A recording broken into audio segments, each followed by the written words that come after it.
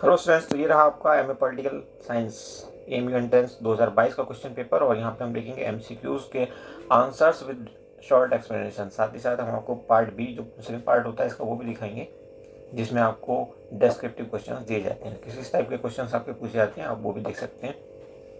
पहले देखते हैं एमसीक्यूज। तो पहला सवाल कहता है कि आर्टिकल किस आर्टिकल के तहत हाई कोर्ट जो है रिट इशू कर सकता है। तो आर्टिकल 226 के तहत रिट इशू करता है हाई कोर्ट। अगर बात करें सुप्रीम कोर्ट की तो आर्टिकल 32 के तहत वो रिट इशू करता है। देन सेकंड कहता है second generation rights emphasise on, तो social economic and cultural rights पे एम्फसाइज करता है।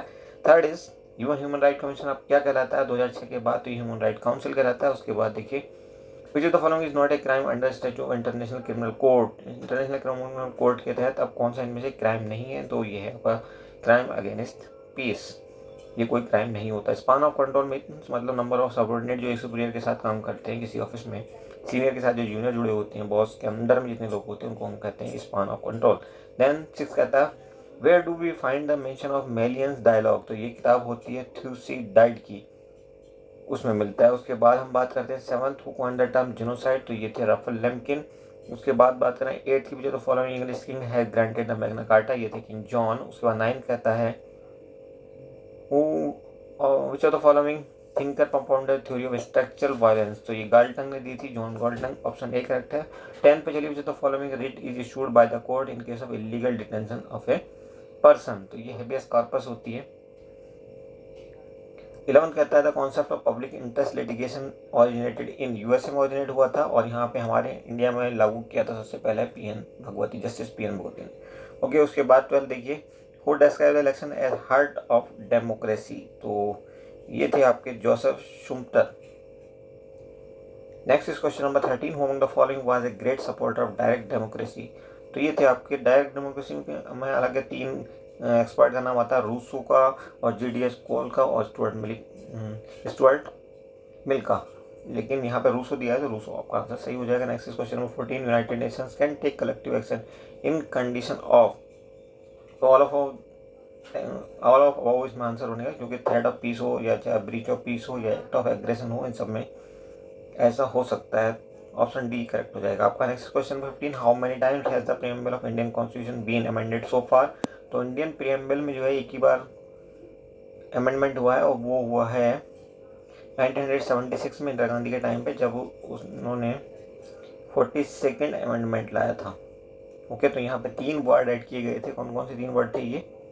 Socialist, secular and integrity.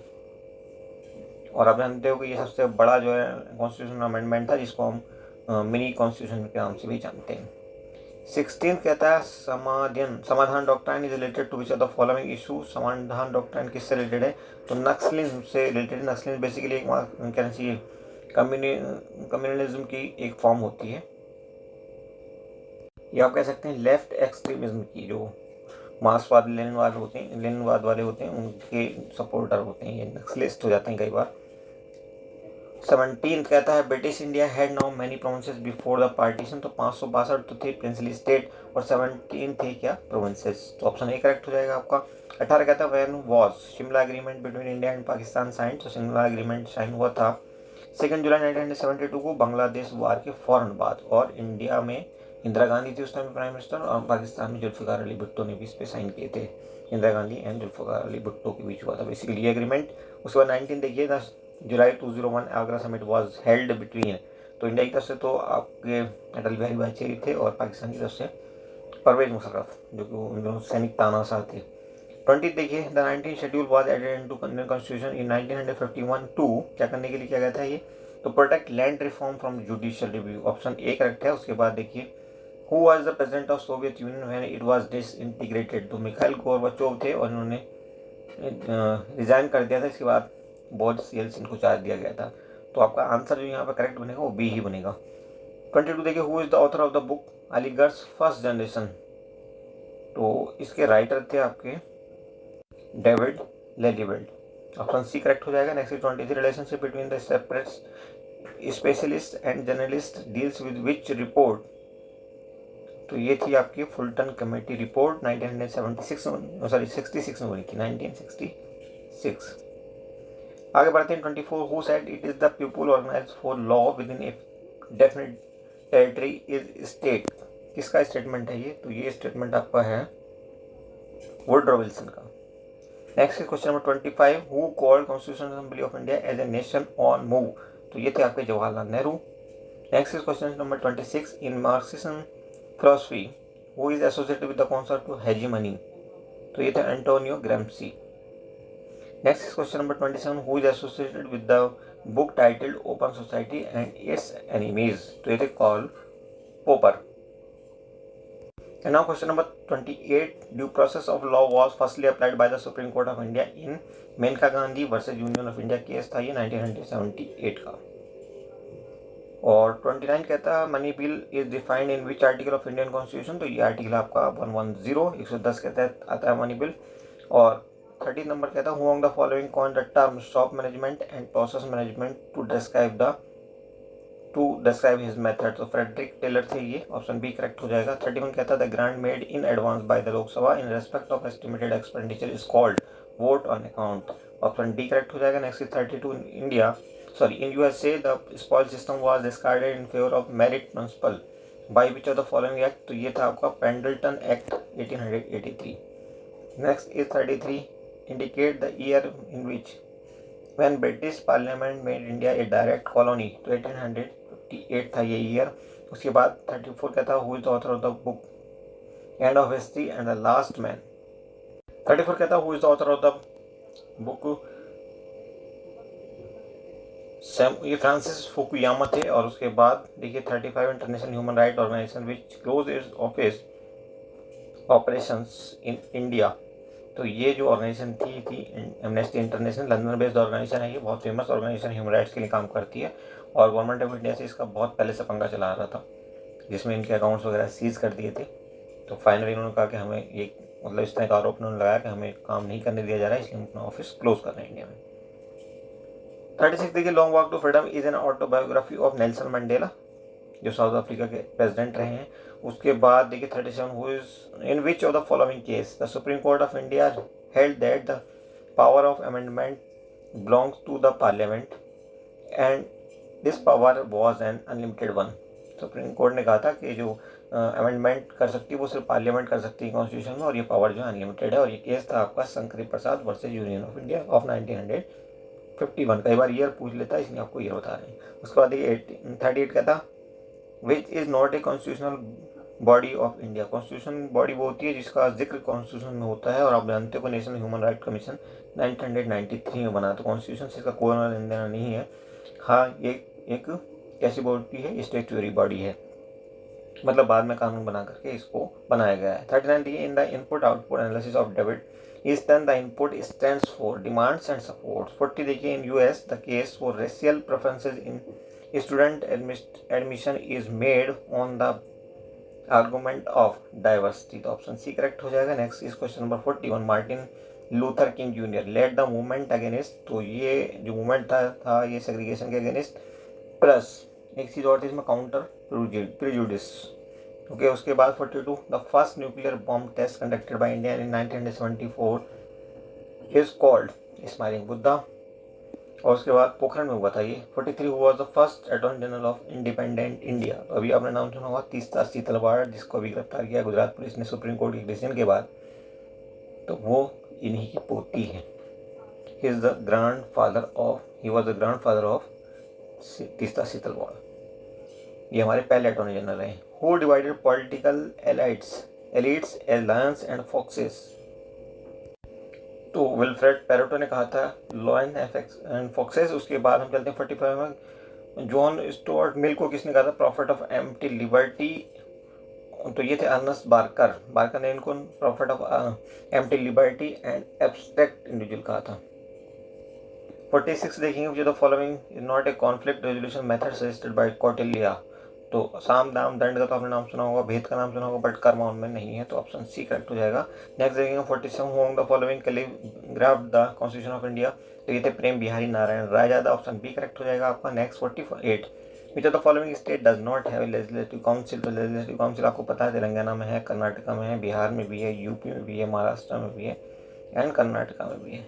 Maharashtra and Karnataka, ठीक। बट वेस्ट बंगाल में नहीं है। तो ऑप्शन सी करेक्ट हो जाएगा। एक आंध्र प्रदेश में, ओवरऑल 6 हैं अभी, जम्मू एंड कश्मीर में तो आपको पता है कि डिसॉल्व कर दिया गया। 49 देखिए, which is not a goal of public administration, इनमें से पब्लिक एडमिनिस्ट्रेशन का गोल नहीं है, तो ये होगा आपका freedom. Next is question number 50, who among the following is associated with subaltern realism, तो ये है मोहम्मद अयूब, ऑप्शन बी आपका करेक्ट हो जाएगा यहाँ पे। Next is question number 51, which organisation is associated with R2P, तो ये ऑर्गेनाइजेशन जो है आपकी यूएनओ है। R2P का मतलब होता है रेस्पॉन्सिबिलिटी टू प्रोटेक्ट।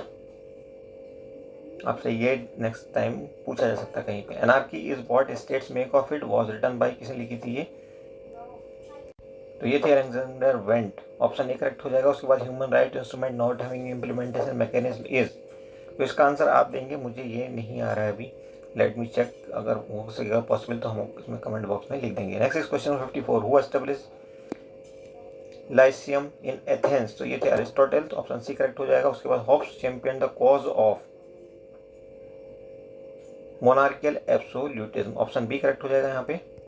56 कहता है who among the following propounded theory of separation of power, तो ये थे आपके मॉन्टेस्क जो कि फ्रेंच स्कॉलर थे। और 55 सॉरी छूट गया, Hobbes champion the cause of monarchial absolutism था इसका आंसर। उसके बाद 57, the earliest phase of Indian National Congress is known as, moderate phase कहलाता था ये 1885 टू 1905 तक का फेज जो था। और ये मॉडरेट कौन कौन थे, फेमस मॉडरेट थे आपके गोपाल कृष्ण गोखले, दादा भाई नेहरूजी वगैरह। उसका 58 पे चलते हैं, Henry Fayol mention the following function of administration, put them in correct order, तो पहला तो होगा प्लानिंग, उसके बाद ऑर्गेनाइजिंग और कंट्रोल आता है सबसे बाद में, तो ऑप्शन 20 तरह से आपका करेक्ट हो जाएगा। 2 के बाद 1, 1 के बाद 5 सबसे लास्ट में आएगा, तो आप देख सकते हो, सॉरी 4 सबसे लास्ट में आएगा। ओके, 2 के बाद 1 के बाद 4, command coordination and control. Okay, तो ऑप्शन बी फिट बैठेगा। उसका 10 देखिए, Aurobindo Ghosh was associated with moderate faction, नहीं एक्सट्रीमिस्ट फैक्शन को बिलोंग करते थे, ऑप्शन बी करेक्ट हो जाएगा। उसके बाद who said the swaraj is my birth right, Bal Gangadhar तिलक थे, ये सब जानते हैं, ये तो बच्चों वाला सवाल है। उसके बाद देखिए UNSC resolution number 1325 deals with, तो वुमेन पीस एंड सिक्योरिटी के साथ डील करता है, ये 31 अक्टूबर 2000 को पास हुआ था, अक्टूबर 2000। ओके, उसके बाद देखते हैं 62, which of the following thinker interpreted justice as allotment of function to person according with the ability and training, तो ये था आपके प्लूटो, ऑप्शन सी आपका यहाँ करेक्ट है। नेक्स्ट 63 क्या था, who said over himself over his own body and mind the individual is sovereign, तो ये थे John Stuart Mill, J.S. Mill. 64, on which ground the president of India may be impeach, तो एक ground होता है इसमें, वायलेशन ऑफ कॉन्स्टिट्यूशन, हालांकि इस टर्म को डिफाइन नहीं किया गया है, बट यही टर्म आता है, तो ऑप्शन सी आपका मोस्ट अप्रोप्रिएट होगा। 65 का था John Locke use the social contract theory to justify republic democratic state, option C correct हो जाएगा। 66 कहता है who among the following is the pioneer of the theory of neo realism, तो ये थे आपके Kenneth Waltz, option B correct है आपका। अब देखिए क्वेश्चन नंबर 67 कहता है who among the following consider the concept of delegation as a major organisation administrative theory, तो ये थे फॉलेट, ऑप्शन ए करेक्ट हो जाएगा। Next 68, the central feature of Immanuel Wallerstein's work is, तो world system, option A correct हो जाएगा। Next 69, exercise Peace Mission is a multinational counter terror exercise that comes under the framework of SCO, Shanghai Cooperation Organisation, जिसका head office Shanghai में है, China में, और इसमें 8 countries हैं including China, Russia, Tajikistan, Kazakhstan and Pakistan as well. Okay, 70 कहता है life liberty and pursue of happiness is an aspect of American declaration of independence, option A आपका करेक्ट हो जाएगा। तो इस ढंग से आपने ये देख लिए 70 क्वेश्चन। अब देखिए आप यहाँ पे आपको कहा गया है 3 मार्क्स के ये क्वेश्चन हैं और आपको इनका आंसर करना है, तो आप इनको देख सकते हैं, ये 10 सवाल हैं और टोटल आपके 30 मार्क्स ये कैरी करते हैं। वर्ड लिमिट है 150 to 200। ओके, तो आप इसका सेकेंड पार्ट या पार्ट बी इसको मान सकते हैं, और यहाँ से आपको ये सब क्वेश्चंस नोट करने चाहिए। Okay, anyway thank you for watching, see you soon.